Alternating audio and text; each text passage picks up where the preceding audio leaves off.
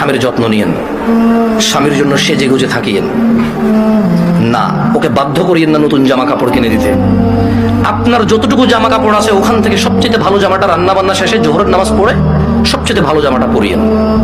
আপনার বাসায় যে অমুক তেল লাগবে তমুক তেল লাগবে চুলে দেওয়ার জন্য ওকে বাধ্য করিয়েন না। যেই তেল আছে, চুলে যদি তেল দেওয়ার অভ্যাস থাকে ওখান থেকে একটু তেল নিয়ে মাথা আছড়াই নিয়েন। আর আপনার উপস্থিত যে জামা কাপড় আছে ওখান থেকে ভালো জামাটা পরিয়েন। স্বামী যখন ঘরে ঢুকবে মুচকি হেসে ওকে সালাম দিয়ে রিসিভ করিয়েন।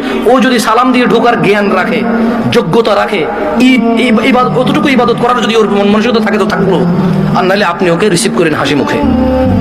ও গোসলে যাওয়ার আগে গামছা লুঙ্গিটা টয়লেটে দিয়ে আসিয়ে, গোসল থেকে বের হওয়ার সময় গামছা অথবা তোয়াল্লা দিয়ে প্রয়োজন হলে দিয়ে, এরপর জিজ্ঞেস করিয়েন ভাত কি খাবে এখন নাকি একটু পরে।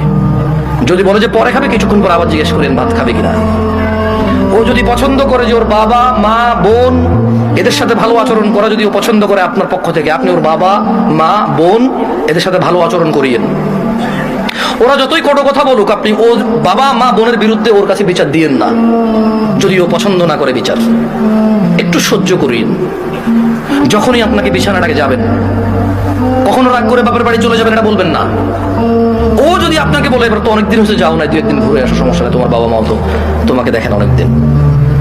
আর বাপের বাড়িতে চলে গেলে 1-2 দিনের মাথায় বলিয়েন চলে আসবো নাকি। ও যদি বলে চলে আসো, তাহলে ও যাবে অথবা আপনার বাবা এসে দিয়ে যাবে, আপনার ভাই এসে দিয়ে যাবে, অভিভাবকের মধ্যে কেউ একজন এসে দিয়ে যাবে আপনাকে। এটা আপনি খেয়াল রাখবেন। যদিও আপনার প্রতি রাগ করে, আপনি উল্টা রাগ করিয়েন না। আপনি একটু ইতস্ত হয়ে একটু নার্ভাস ফিল করিয়েন।